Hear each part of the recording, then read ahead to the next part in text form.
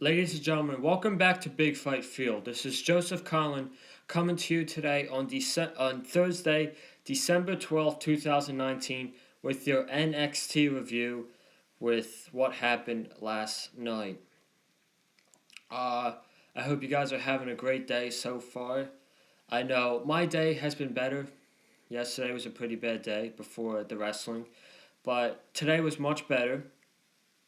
And before I start, I got a funny story to tell you. That happened a few minutes ago at school. So I'm on the bus, right?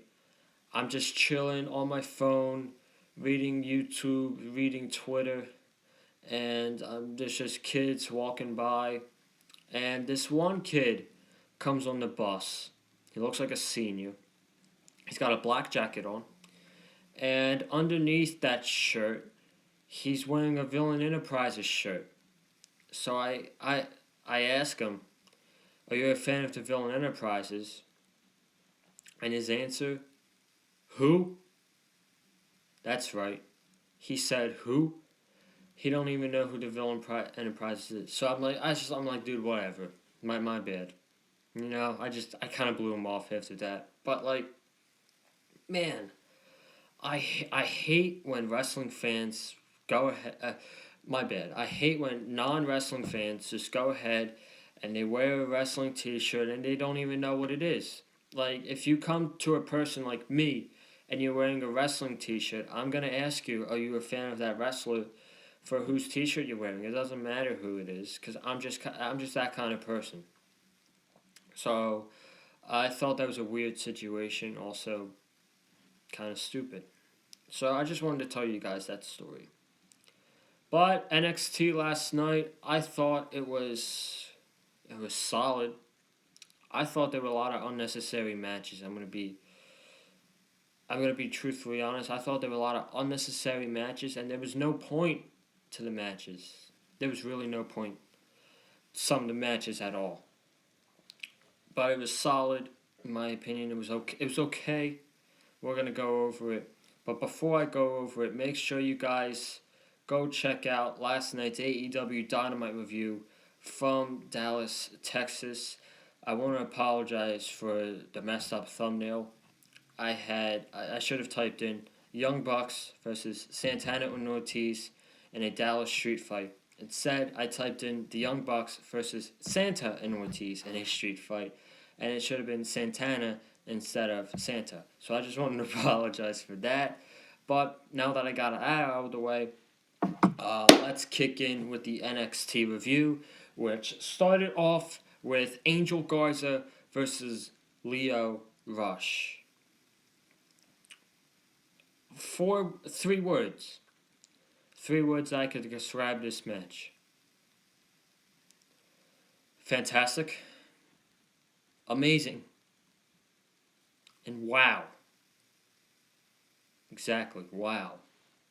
I said that a lot while I was watching this match. This was unbelievable. From bell to bell, this match was unbelievable. Full Sail's on its feet for half the match. The shit they did was amazing. The back and forth and the huge pop that Garza got when he won that NXT Cruiserweight Championship was unbelievable. And then when he proposed to his girlfriend in the ring, that just made it feel so much more sweeter for him. And I'm really happy for Angel Garza. I've been a huge fan of Angel Garza since he was in the breakout tournament in August. I really like his style, his character. He's got a lot of charisma. So I'm really a huge fan of Angel Garza. And I know Eddie is a huge fan of Lio Rush ever since he started wrestling. He's been following his career and all that stuff. But these two guys, they went out there and they absolutely killed it. They killed it, man. It was unbelievable.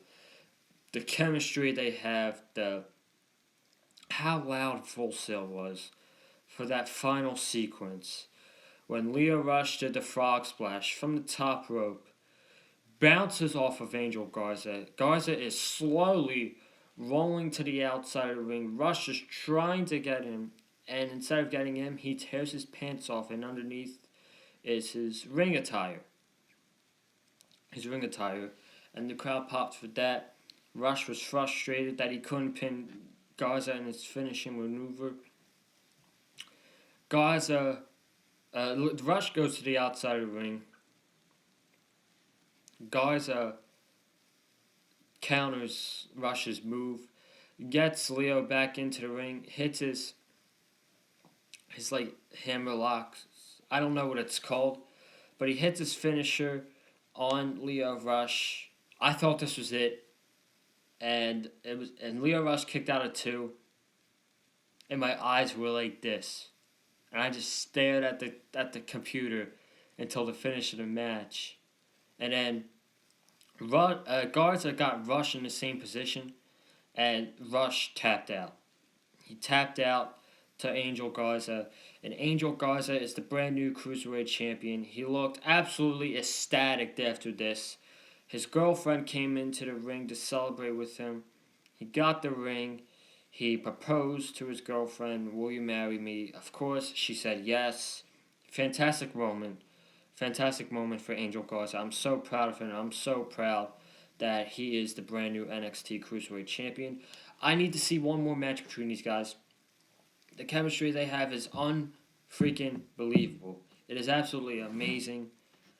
These guys are 2 of the most underrated wrestlers in NXT, in my opinion. Especially Angel Garza. I really appreciate Angel Garza a lot. Final stage for this match has to be TakeOver Brooklyn. Has to be TakeOver Portland. It has to. February 16th. We better see these 2 wrestle one more time for that NXT Cruiserweight Championship. And I want to see it. I want to see it happen. Amazing stuff. Angel Garza, brand new Cruiserweight Champion. We then had Raul Mendoza versus Cameron Grimes. This was very short. I'm just going to fast forward to the end of this. This was like a 7-minute match. At the end, Kushida comes out. He steals Cameron Grimes' hat. He's like smiling, mocking Grimes. Grimes is angry, of course. So Mendoza gives him a roll-up. 1, 2, 3. Raul Mendoza gets the victory over Cameron Grimes. This was short and fine, I guess. The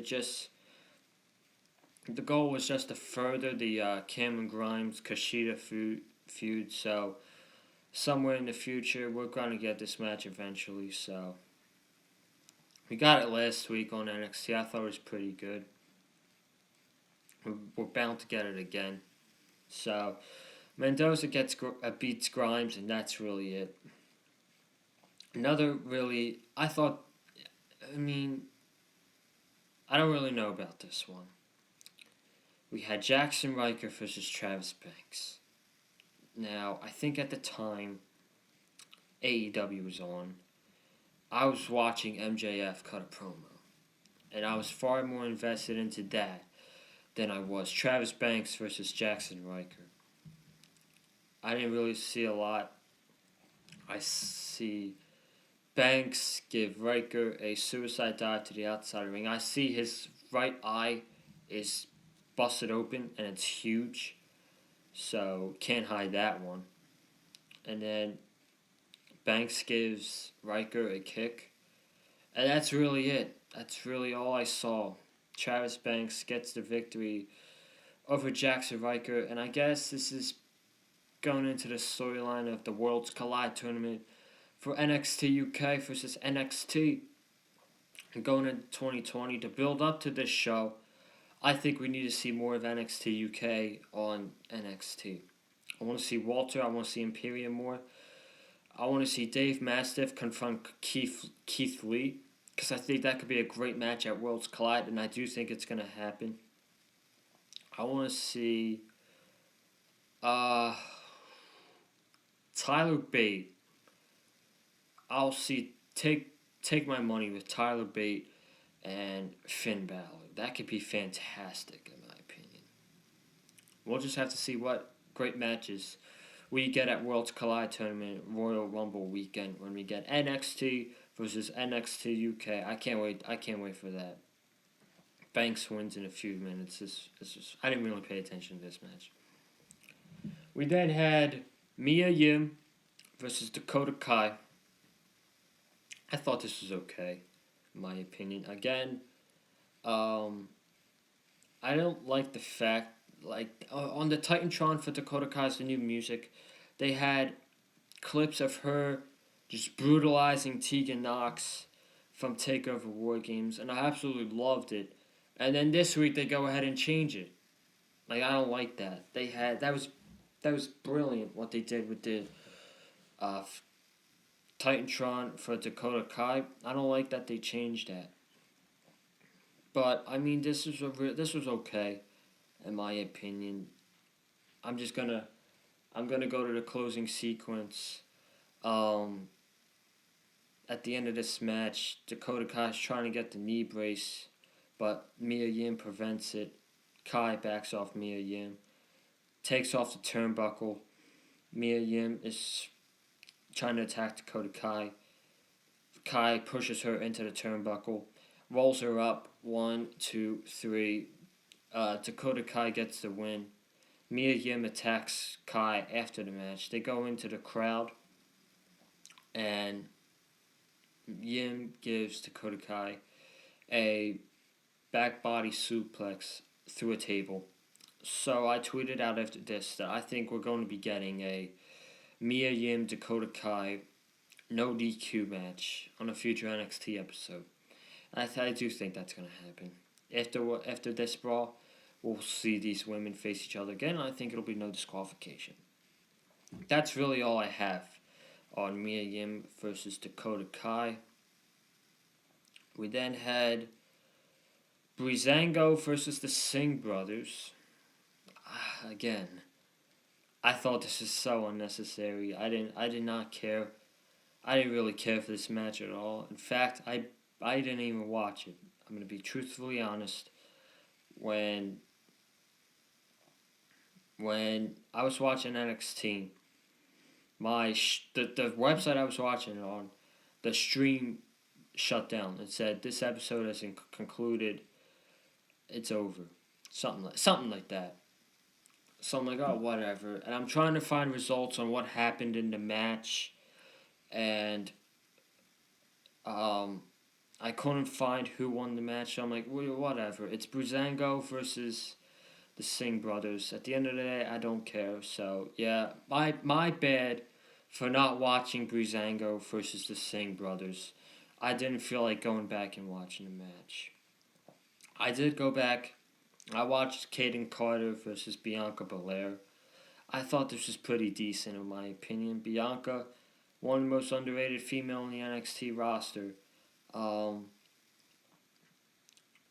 I felt like this was decent. I feel like Kaden Carter is that female jobber in my opinion though. I just have jobber vibes with her. I don't know why, but I just do. And I felt like Carter needed the victory more than Bianca Belair did. So why not have Kaden Carter pin Bianca? Even if it's with a roll-up, you know? And that didn't even happen. Bianca hit her with her EST. 1, 2, 3. Bianca gets the win. That win really does nothing for her, you know? I don't know. Maybe she'll be in a match at Worlds Collide facing an NXT UK superstar. Well, we shall see.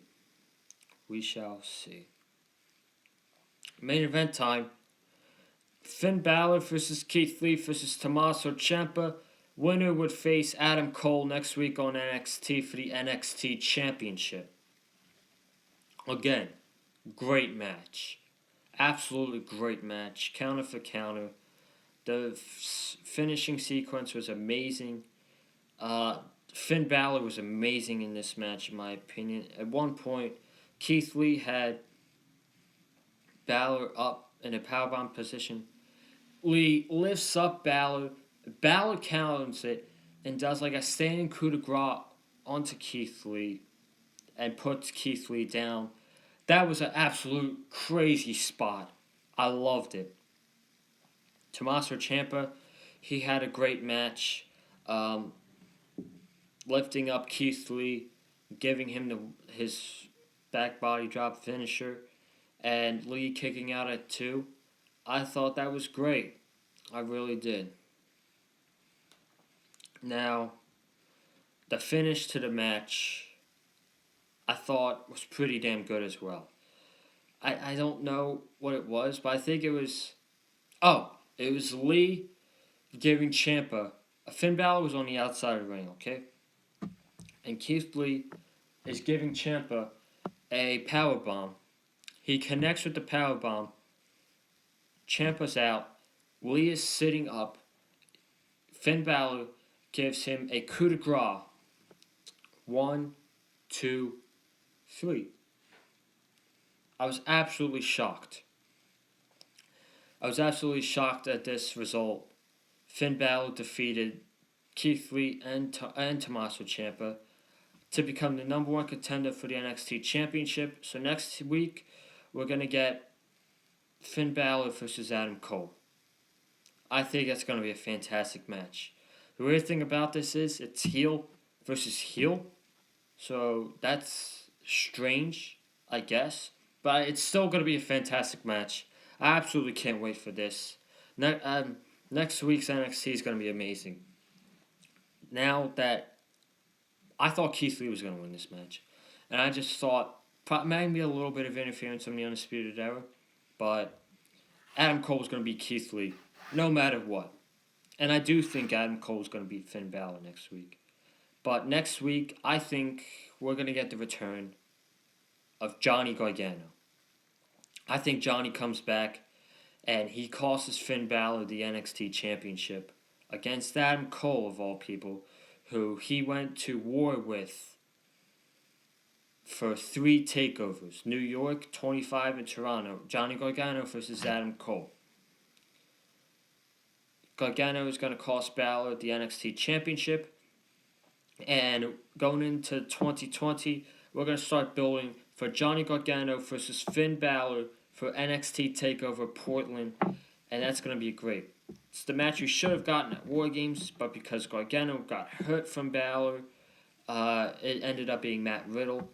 And I think Johnny Gargano is coming back next week. That's really all I got for NXT review this week. Nice and short. Again, like I said in the beginning, I thought this was okay. A lot of unnecessary matches like Travis Banks versus Jackson Riker, Breezango versus the Singh brothers, Caden Carter versus Bianca Belair. I guess you could say Raul Mendoza and Cameron Grimes was necessary just to further the Kushida-Cameron Grimes feud. But I thought Angel Garza and Lio Rush were the best thing on the show, no doubt. Second best thing was probably the triple threat. And that's really all. I thought this was okay. And yeah, thank you guys for tuning in to my NXT review. If you haven't already, please subscribe to the Big Fight Field channel. We're going to have some great content for you for the rest of December. TLC is this weekend, so we're going to have coverage for that show. The show's next week. I have to help out with a winter concert in my school, so we're going to back everything up one day. Thursday is going to be the AEW review, and Friday is going to be the NXT review. So not bad, but just back it up one day. And then I want to do awards for like the year 2019. Put out polls on Twitter, have you guys vote, and then once the voting's over, I could come on Big Fight Field, this channel, and reveal the results and crown like male superstar of the year, female superstar of the year, match of the year, all that stuff. So yeah, thank you guys for watching. Please comment down below what you thought of this week's NXT review. I would love to know your opinions on this week's NXT. Share this video with your friends on Twitter. Follow me on Twitter at Joseph Collin. Follow Eddie on Twitter at Eddie Mullins. And that is it. Have a good day, guys.